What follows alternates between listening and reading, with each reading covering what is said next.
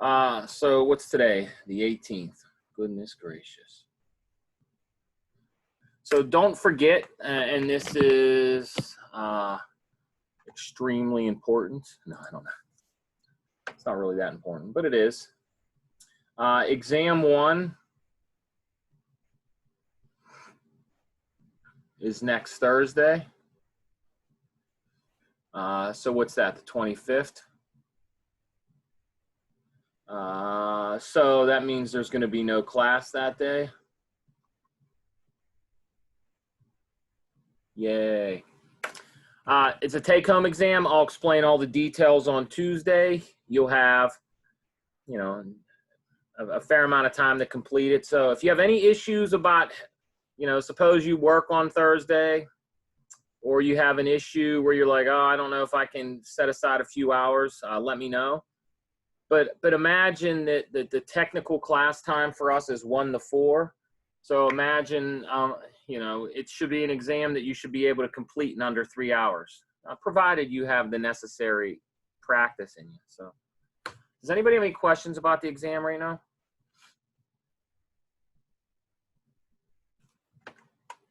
All right. So hopefully if on Tuesday we can answer any questions you might have and then move forward.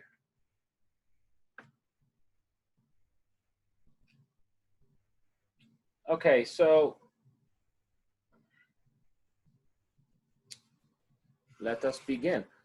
So we've been talking about what most textbooks say, or with techniques of integration. So last class ended with us discussing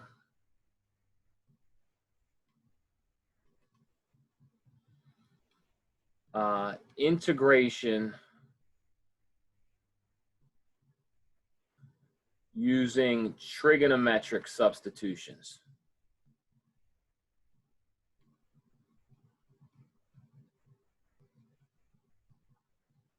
So what we did is we spent some time, we drew a circle, we drew a triangle, and we tried to get you to understand that there are many algebraic relationships that can be visualized from another perspective in terms of trigonometry. So, or more specifically, the trigonometric function. So the key idea is to take advantage of these relationships.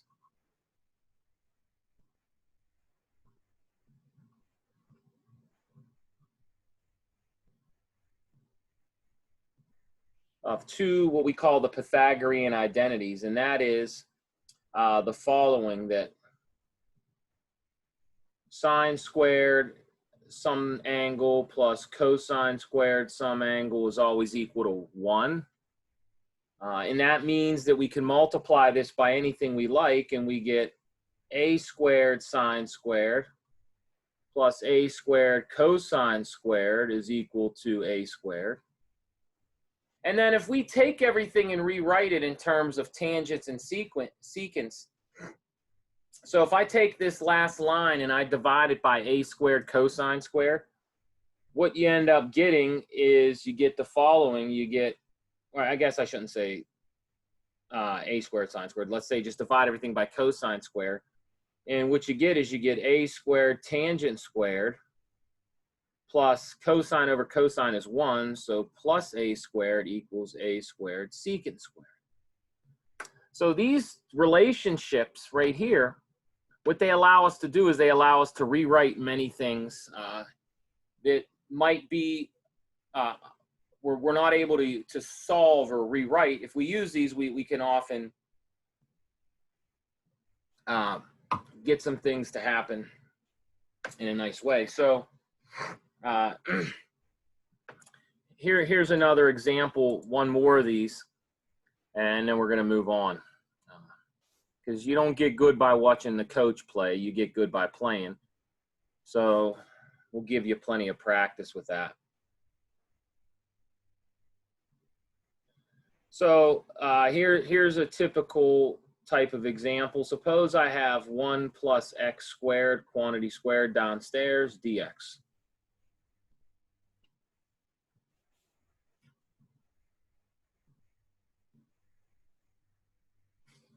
Okay, so there's a few parts. As we saw yesterday, these integrals are time consuming.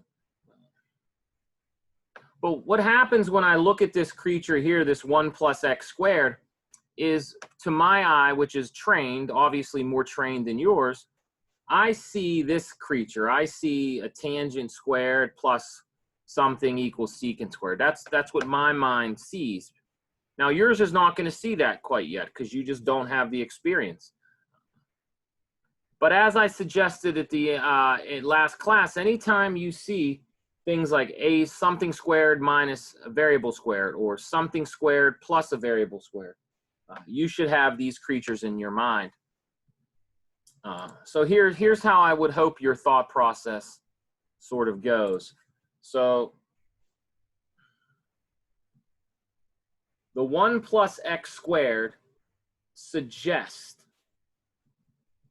setting x equal to the tangent of theta, and then dx would be secant squared theta d theta. Now notice I use the word suggest.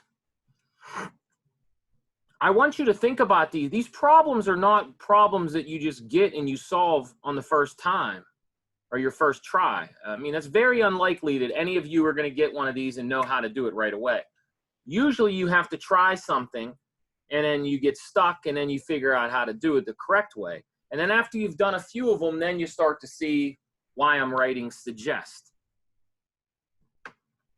All right, so suppose I plug that in. If I plug that in, I get my original integral, which now becomes 1 over the quantity 1 plus tangent squared theta quantity squared. And then my dx is times secant squared theta d theta.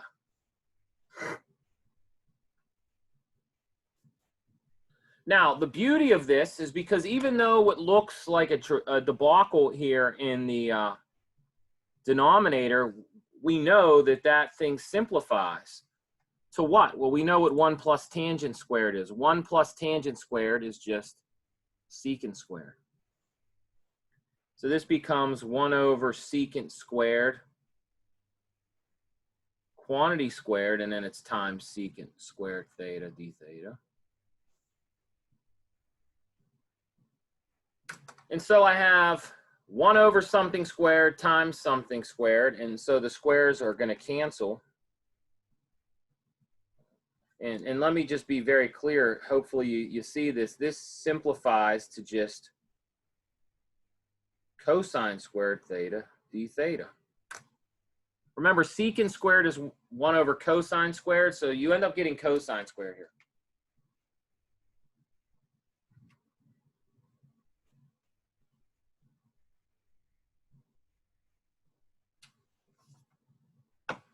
All right, so now we're left with cosine squared, but these are the integrals we talked about 2 classes ago.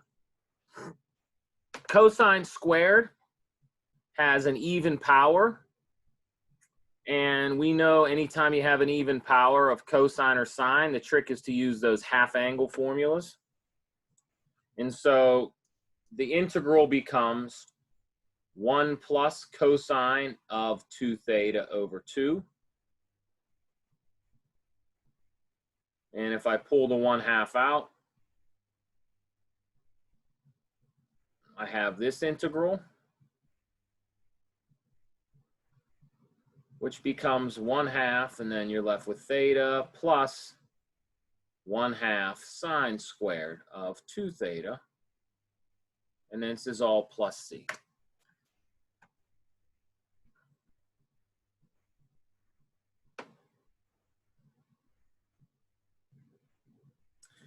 And once again, we're not done.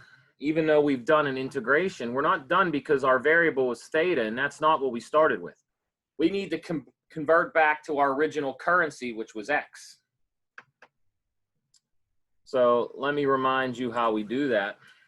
And at any moment, feel free to speak up. This stuff is not the easiest to learn.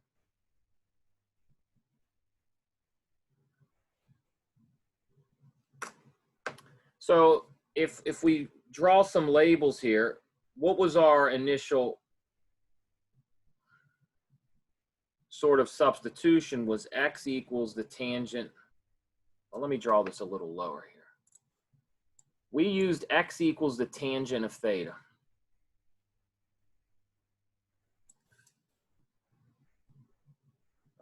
Which is another way of writing that the arctangent of x is equal to theta.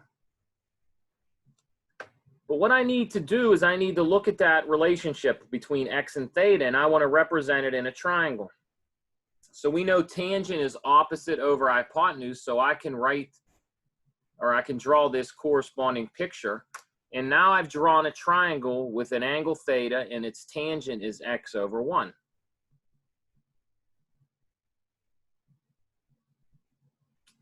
By the Pythagorean theorem, we know what the left hand, or excuse me, the hypotenuse is. It's 1 plus x squared under a square root. Does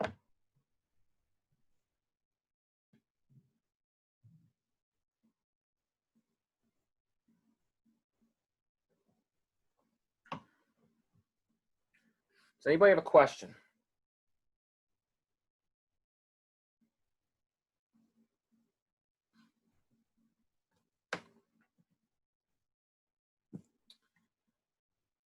All right, so using this relationship, we can, and by the way, there is an error that no one yelled about yet. Anybody see the error? I'll give you a hint, it's in purple. And it's in the last line. Anybody? Is anybody awake? Bingo, Zach. See, I'm so glad someone's paying attention. We got Zach. That's right. This square here does not belong here. The integral of cosine of 2 theta is 1/2 sine of 2 theta. So you should check this by differentiating.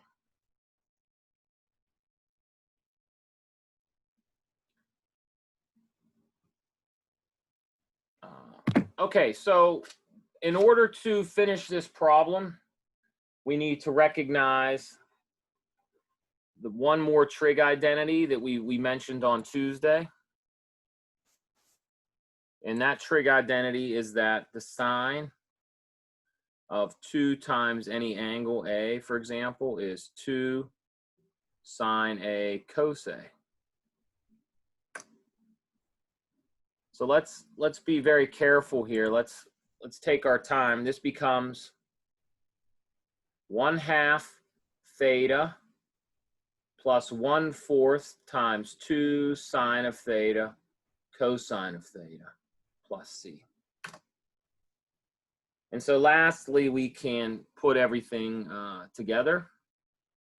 This is 1/2 the arctan of x plus 1/2. Now what's sine of theta? Sine of theta is x over 1 plus x squared. And what's cosine of theta? Cosine is 1 over 1 plus x quantity squared.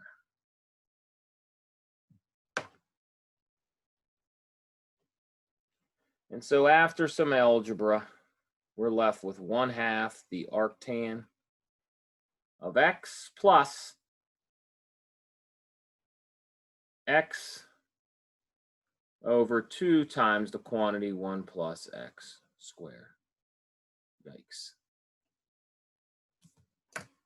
Now that was a fun integral.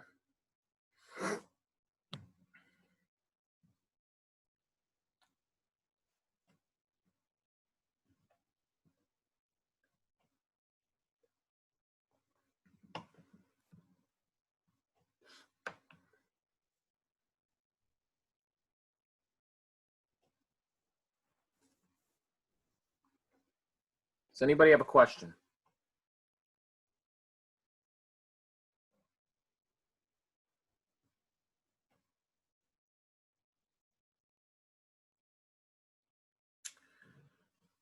So once again, you see these integrals are not straightforward. They're involved. If any of you took calculus in high school, usually what happens in high school is you get up to this point and then they don't do these types. For some reason, these trig substitutions are omitted from the high school calculus curriculum. And it's probably because they're pretty difficult.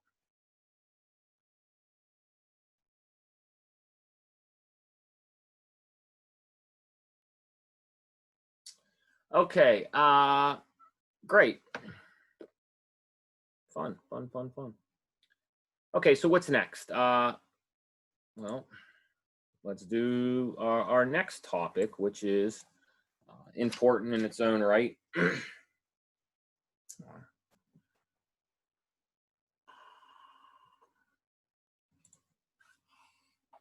So,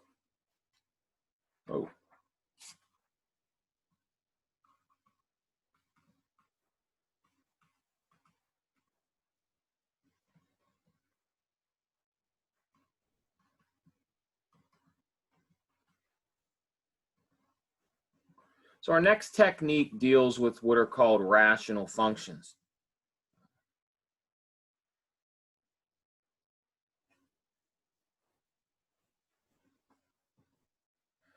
So it turns out that there's lots of problems in the real world that in order for us to answer them, we end up having to integrate a rational expression. And also being curious math people, which I know you're all pretending you are, we would want to study something that helps us integrate certain rational expressions. So in algebra,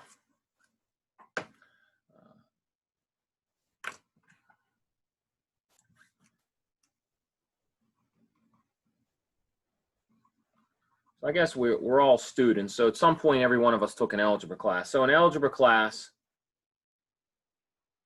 we learn how to combine, add, subtract, two or more rational expressions. Let's just give you one basic answer, or one basic example, I should say. So you might have something like 3 over x plus 5x over x plus 3, and you would find a common denominator. You would say this is 3 times x plus 3 plus 5x times x, and then you would say it's all over x times x plus 3. And then, of course, you can write this out nicely. This is 5x squared plus 3x plus 9 all over x times x plus 3.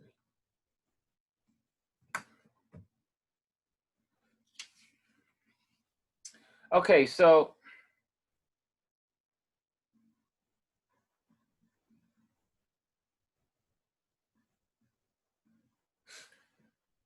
you may also, depending on who your instructor was or how far you guys got, you may also have learned how to move not from left to right, but from right to left to decompose.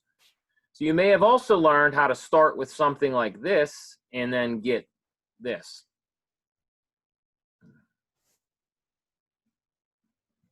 So let's give another example. So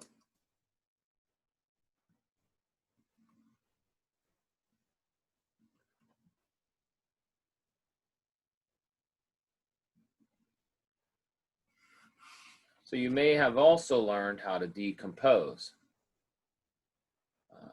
So what do I mean by that? Well, you may have also learned something like, let's give a good example.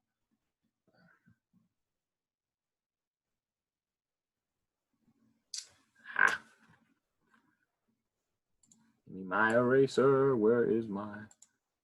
As soon as you hit the wrong button, it's like the end of the world here.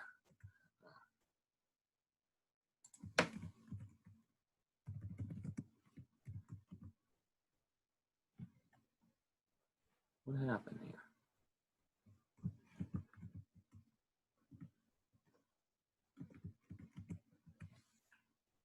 Water. I'm waiting. I hit the wrong button. I lost my.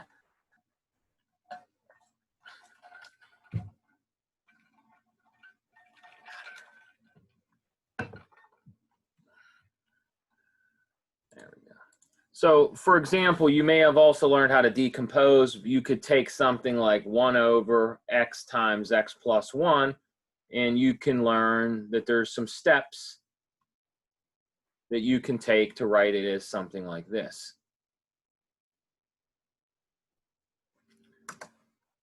Now, why is this useful? Well, this is useful because we know how to integrate this and this.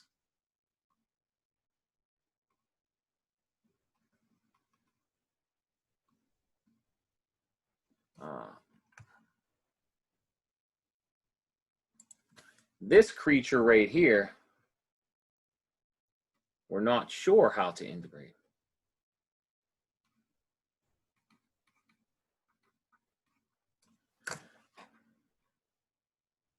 Now, I'm quite sure that many of you learned this and many of you didn't. And even those of you who did learn it, you've likely forgotten, or you might not even remember that you did do stuff like this.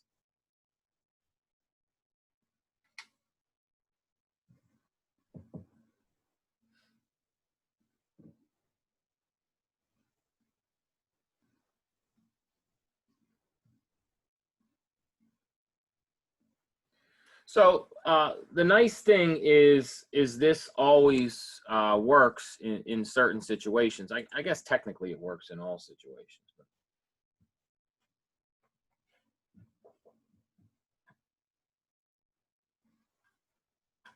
Does anybody have a question?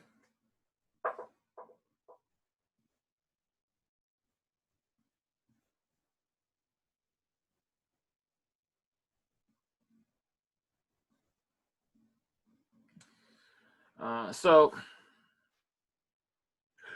here's a fact from algebra, which we're just going to assume is true.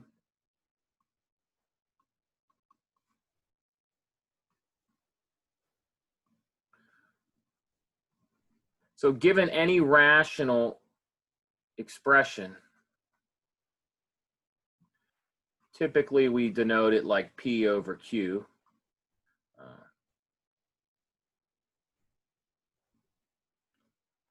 So we can decompose into what we call partial fractions.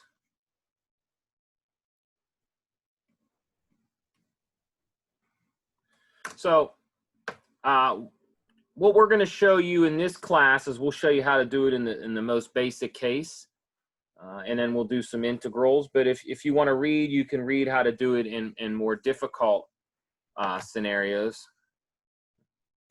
So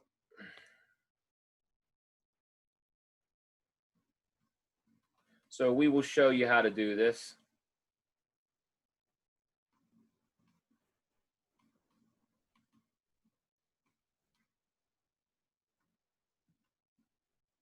In the most basic case, and that is two things have to happen. One, the degree of P is less than the degree of Q. That just means powers. And the other thing that we're going to assume is that Q factors into linear factors. So that just means when you factor it, there's no exponents.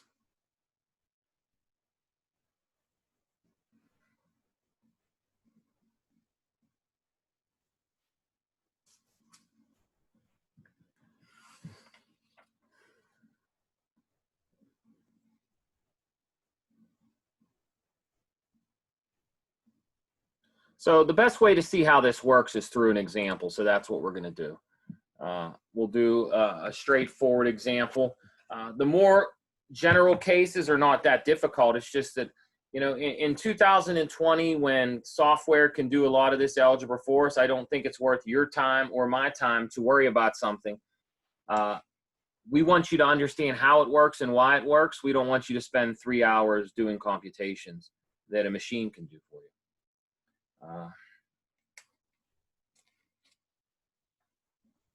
Does anybody have a question or comment?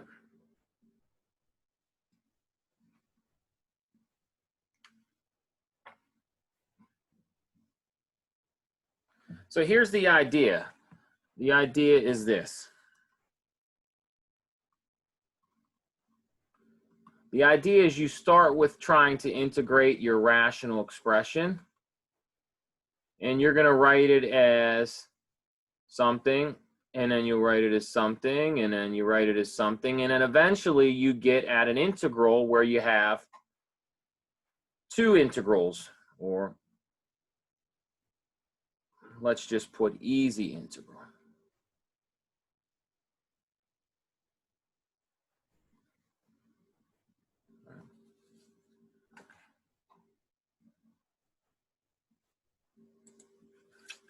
So here's an example.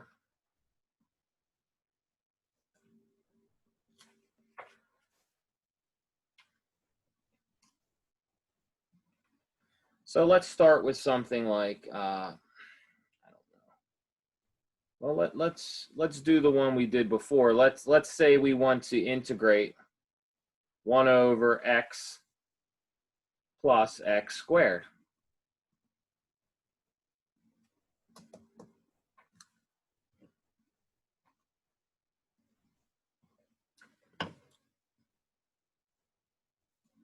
So let's show you how we can decompose this and then how we can integrate it.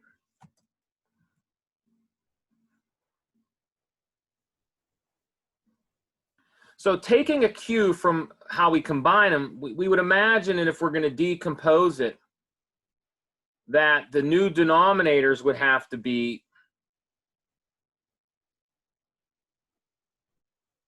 a factor of our original denominator. So let me write that in symbols. So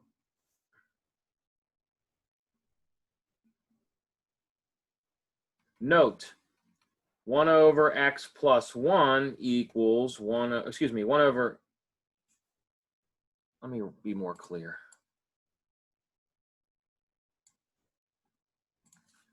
So the original thing we want to integrate looks like this, and we note right away that it factors.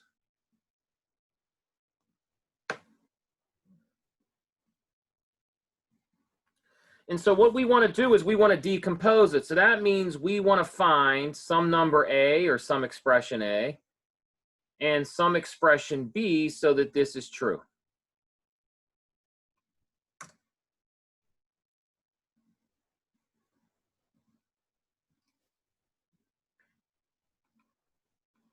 So this is what we want.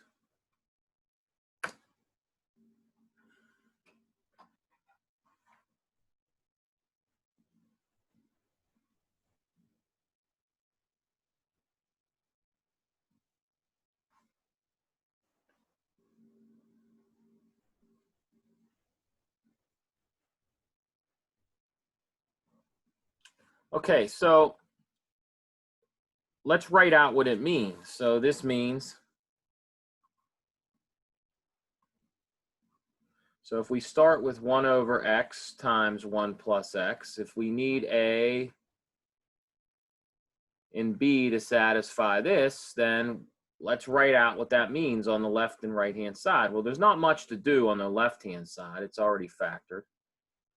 On the right hand side, we can combine now. We can write this as a times 1 plus x plus b times x all over x times 1 plus x.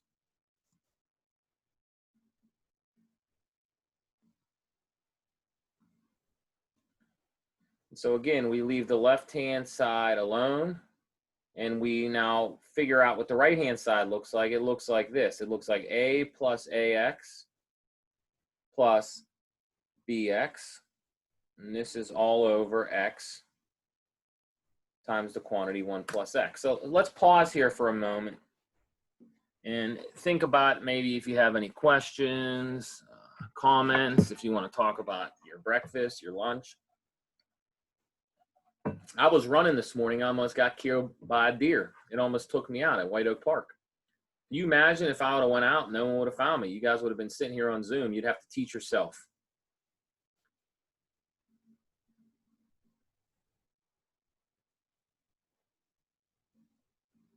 All right. Questions, comments? That's another sad thing. I'm so nice and tan right now. You guys can't even enjoy it because we're not in a classroom together. And by the way, did you see we got an email? They're going to start the semester early and end it early now.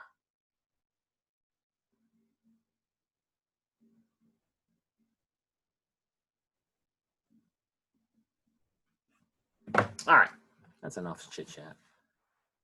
All right, so look, here's what we have. We have two fractions, and we want them to be equal. So we need to figure out what are the values of A and B that make these two things equal.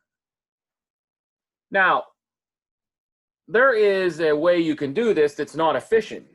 You can guess and check, or you can do it systematically. So if I make one more observation, if I notice that now the right-hand side, if I factor the terms that have an X, or I group them, I have this, and then I'm going to write this as A plus B all over X. Now, you might think this is scary or silly, but now it tells me, it's very clear to me now what has to happen. And by the way, if you do this once or twice, you'll realize there's some shortcuts here. There's no reason that I'm writing the denominators at every step. It's redundant. The denominators mean nothing because the denominators are already equal. The only thing that matters here is the numerator. And so just by looking at this line of reasoning, the only way these two fractions are equal is I need A to be equal to 1, and I need A plus B to be equal to 0. Now, if you're not sure why, look at this. Do you see an X in the numerator on the left-hand side? I repeat, there is no X in the numerator on the left-hand side. So if the left and right are going to be the same, that means that coefficient in front of the X has to be 0. So that's how I conclude that A plus B is 0. And then if A plus B is 0, that forces A to be equal to 1. There's no other conclusion. So I can conclude this by matching what we say coefficients. I'm comparing coefficients.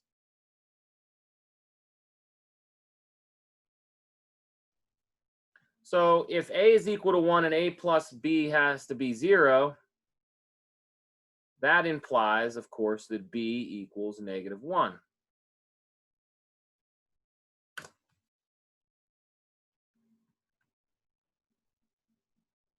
And so what we conclude is what I wrote down before.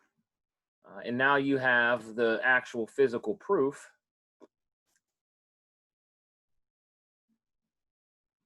So we can conclude that 1 over X times the quantity 1 plus X is equal to 1 over X minus 1 over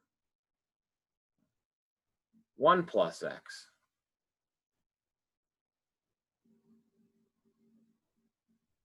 And then more importantly, the thing we originally wanted was this integral. And now it is the difference of two integrals, which we can readily compute because they're fundamental, they're basic. The first one is straightforward, it's just the log. The second one requires a little thought. To be careful, we'll use a substitution. Just to be completely sort of careful. So if I let u equal 1 plus x, and then du is equal to dx,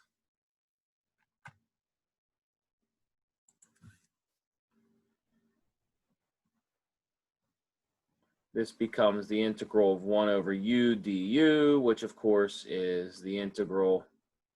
That integral becomes the natural log of u plus c. And then the last thing we do is replace our original variable.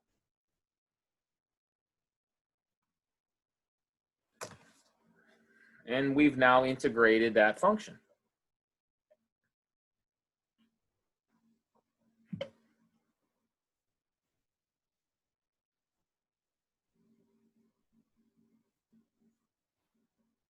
Isn't this fun?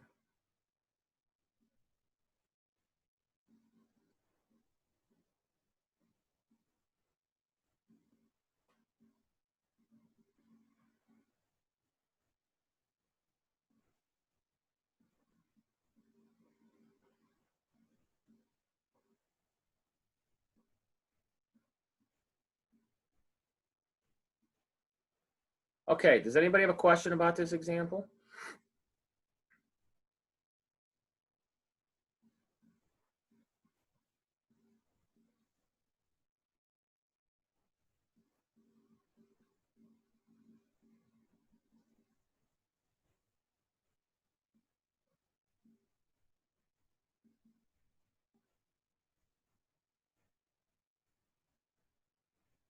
Going once, going twice.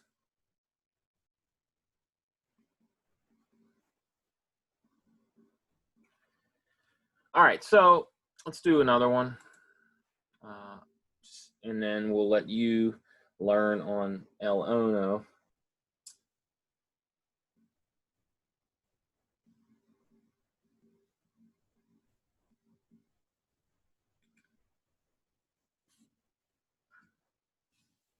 Does anybody have a question before we do another one?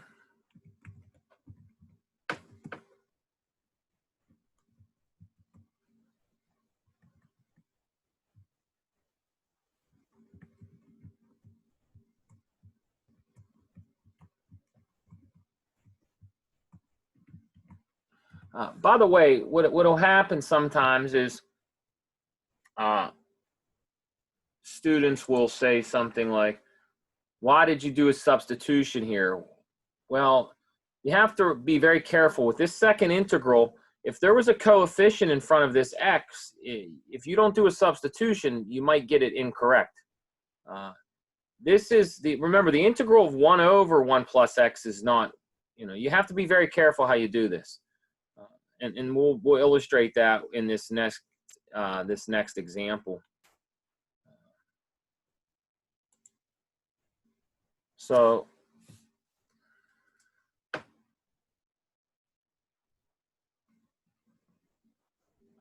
let's take something like, suppose we want to integrate this guy.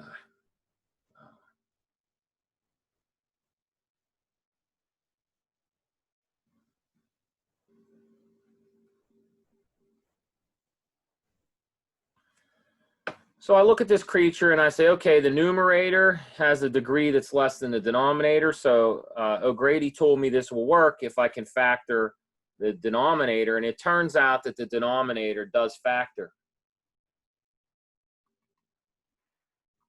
So if you're careful, what you'll notice is the denominator factors into what? X plus 2 and 3x plus 1. Now, I don't pretend for a second that you guys factor as quickly as I do. I don't expect you to. I'm also well aware that there's apps on your phone that can factor faster than you or I ever could, and that's okay. But we do want you to understand how this works. And it is possible that on an exam I ask you to do this, and I'm going to expect that you show the detail of how you did it. Now, of course, you can learn how to do it from Khan Academy or from Wolfram or from Simbo Lab or whatever the apps you use or whatever resources, but you should still know how to do it. I mean, that's part of what you want to learn in this class.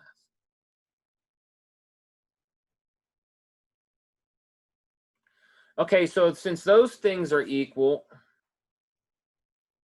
what do we want? We want A and B such that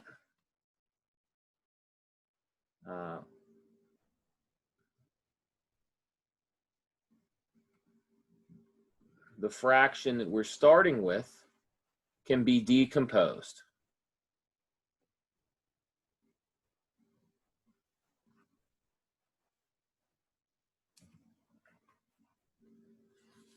So what I have to do is what I did previously. Now, if you paid attention to my comment, I told you all those denominators are redundant. There's no need to write them. All we're interested in is when the numerators are equal, because the denominators are already equal. So if I write that out, I have, if I just look at the numerators, I have x equals, now what's my right-hand side? Well, I have a times 3x plus 1, and then b times x plus 2.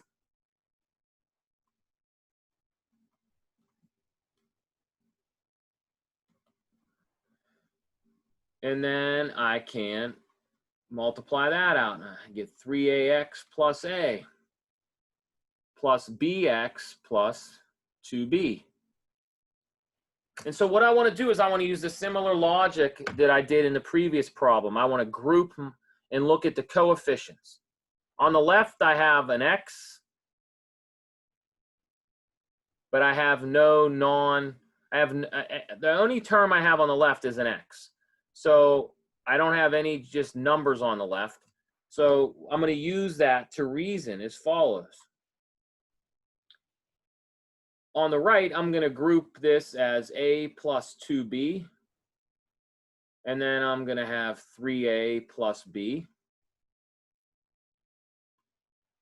And so what am I going to be forced here? I'm going to be forced, since there's no number on the left-hand side, I am forced two things. I'm forced a plus 2b has to be 0. And I'm forced that 3a plus 2b has to be 1.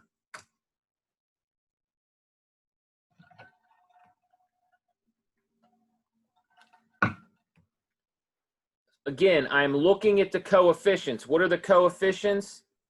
So let me be very clear. This creature must add up to 1 because there's only one x over here. There's a 1. This creature must add up to 0 because there's no term on the left that is just a number. And so that's how I make this determination in the purple here. Are we having fun yet?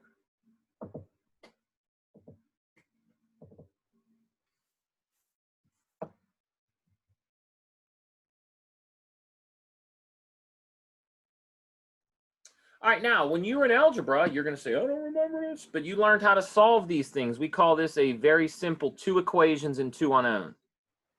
So one way to solve this is to note that you can subtract one from the other. So I don't know if you remember these strategies, but if I multiply one equation by -1 and then I subtract, I get 2a plus 0 equals 1. And so, of course, that implies that a has to be 1/2. And then I plug a equals 1/2 into one of the other equations. And then what that tells me is that b has to be -1/4. We think. So we have to, of course, double check our math.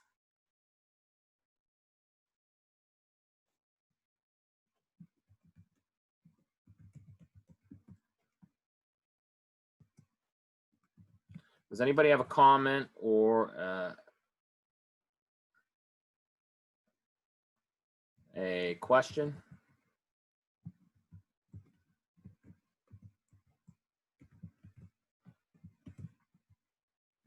Once again, we are doing this in a class. I do not expect you as learners to truly get how quickly we're going. Yeah, Professor? Yeah, Thomas, there he is. Yeah, what did I do wrong? The 2a plus 0 equals 1. How do we get that? Huh? 2a plus 0 equals 1? Do we set them equal to each other? Yeah. So, okay. So how did I get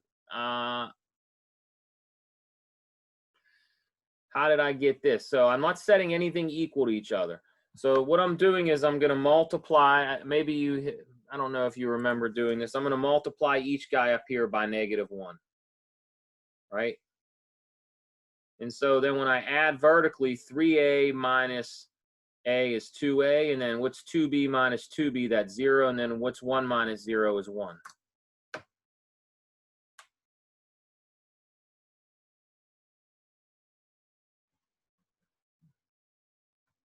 Got it. Thank you. Right, but now the next thing, and then once I have that, if I plug a equals 1/2 in, and I solve for b, what should I get?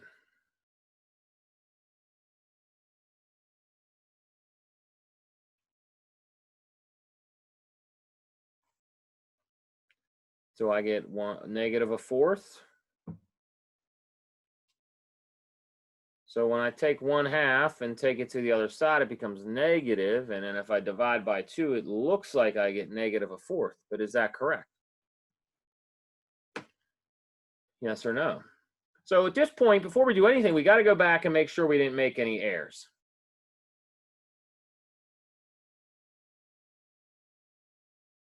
Did we make any errors?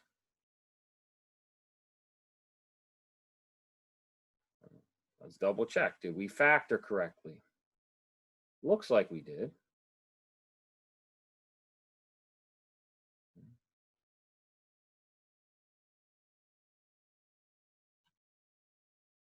Did we multiply correctly? A times 3x plus 1 times b times x plus 2. That looks correct.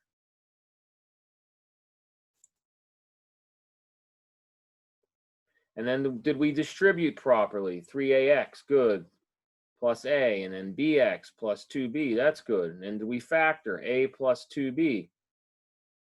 Okay, and then if I factor out an x, 3a plus b, that seems good.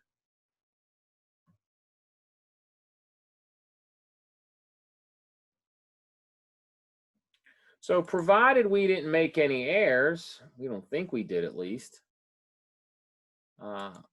it looks like we're correct. Now,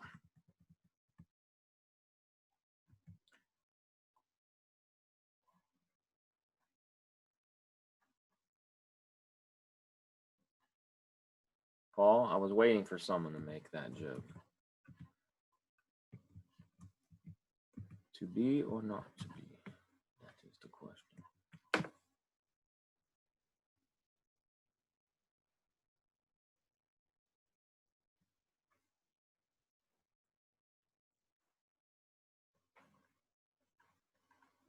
So the one last thing you can do to make sure you didn't make any errors is to check what happens if you add them together,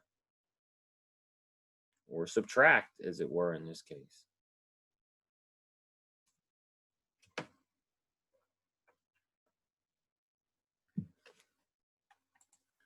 So if I were to add these creatures together, would it make sense?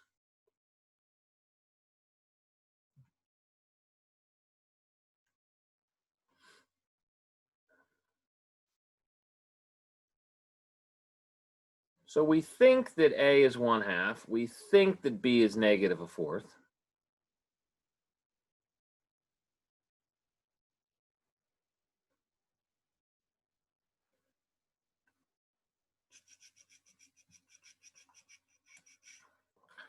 So what if you check it? You can do that by hand, I guess, if you wanted.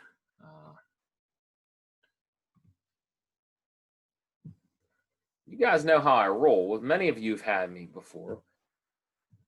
When I do this, it's usually because there's likely an error somewhere. We just need someone to figure it out.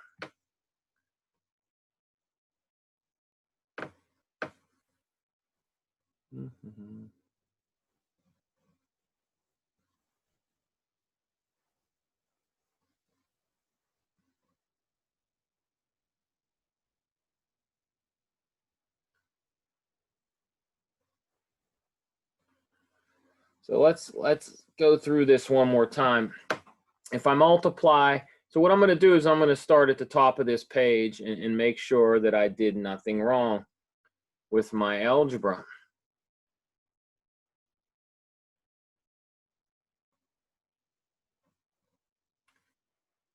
So the first thing that we need to see is that there's a typo somewhere. I don't know, maybe Paul is, I don't know if you were making a joke or if you see the error. Were you making a joke or do you see the error? So there's a slight error. And in order to save us time, I'll remind you where it's at. This should be what? So if this is, when I add this, I have a 3a and a b. So this is 3a plus b. But down here, I mistakenly wrote 3a plus 2b. That is not correct. So it turns out, bad news, we have an error. So we go, oh boy, oh boy, oh boy, we scratch it out or erase it. This is not a 2, that should just be a B. And so my reasoning for how I solved that, and maybe that's where your error was, Mr. Fink, I don't know. So now I have to think it differently how I'm going to do this. So what I'm going to do this time is I'm going to multiply the bottom guy by -2. Good little learning experience. So I'll multiply this guy by -2, this guy by -2. And then when I add vertically, what's -6? Well, we'll go real slow here so we don't lose anybody. The top guy stays the same. The bottom guy is -6a minus 2b, which becomes -2 down here. And now when I add them together, I'm left with -5a plus 0 equals -2. And that tells me that a is equal to 2/5. And then with a little reasoning, if a is equal to 2/5, I can quickly reason that b has to be -1/5. And now this is not incorrect. This is in fact correct. Yay. Party time. We got it correct. Well, we're not done with the problem either yet. Okay, so those of you who have had me in class before know that I like to do this once in a while. You need to understand that you will make errors. You need to understand that you should always double check each line of your reasoning. And in big problems like this, where there are multiple stages to the problem, it is really important that you really double and triple check your work at different steps. I mean, you don't want to be building bridges one day or writing software apps, and then the next thing you know is you don't get in the habit of checking your work, because then it's going to be too late. Okay, so what did we conclude? Well, we concluded the following. By the way, does anybody want to comment on this or anything?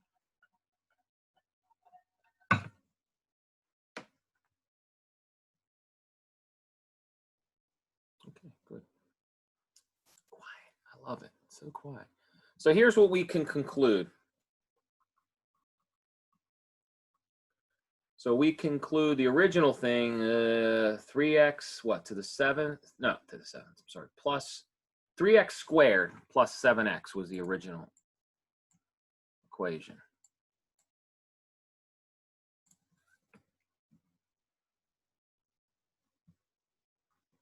And then it was plus what, 2. And we can conclude that this thing is equal to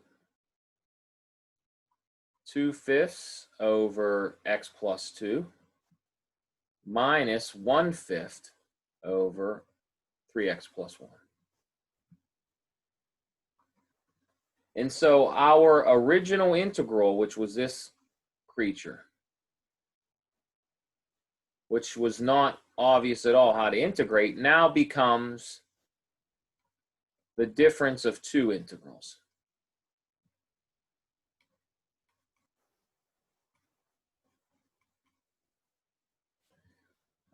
And both of these integrals will require a substitution. The first one is not going to have any extra coefficient or constants laying around. However, the second one's going to. So let me be very careful. I want you to understand something. So if I come over here, for the second integral, I'm going to let u equal 3x plus 1. So that means my du is 3 dx. So that means if I do that substitution, this is 1/5 times 1/3 the integral of 1 over u du. So I get this extra factor of 1/3. And of course, though, once I integrate, this is log of u, but u is 3x plus 1. And so your final answer looks like this. Woo!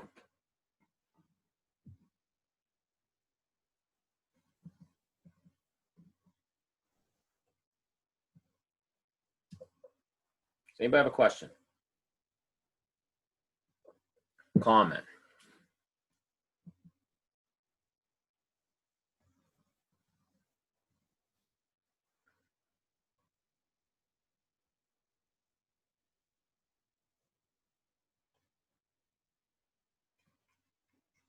Going once, going twice.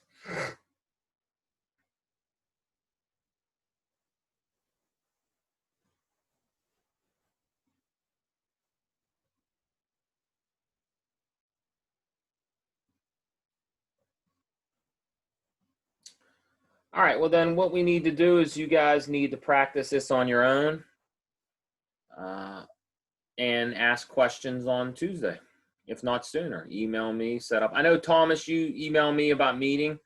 I think I forgot to respond to you, so we'll set something up and we'll answer all your questions.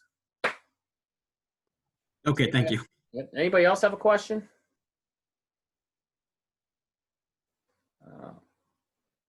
You know, there's a lot of debate even amongst like professional mathematicians and people who teach calculus.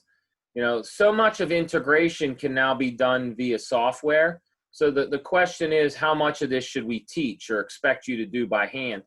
You know, what we just covered in a couple classes, you know, when I took calculus 20 years ago, we would have spent weeks on all this. Mostly because there were, at that point in time, only humans were capable of doing it. But now we have very smart software that can do all this. And so we're not going to spend as much time on it as we would have 15, 20, 30 years ago. That being said, you still know how to, you still could be assessed on, can you do these fundamental ones, these basic ones? And many of you will have to still derive these in a physics class. You know, some of you will take physics classes or other engineering courses or maybe even other math classes where you have to do these things when you're studying things like free-falling objects, terminal velocities, or you know, these kind of integrals actually, you know, speaking of real-world situations, in a lot of the math models they use for studying pandemics and infectious diseases, which is happening with us now, these types of integrals arise naturally. So anyhow, hopefully you'll take some time to want to learn this, and hopefully you'll ask questions when you get stuck. That's what we hope. All right, so if you guys don't have questions, I say we'll end it. Feel free to email me anything you want, and if I don't talk to you or hear from you, I will be in touch with you. Well, hopefully I'll see you guys Tuesday. All right. So thank you very much, and have a good weekend. I will talk to you soon. All right, take care.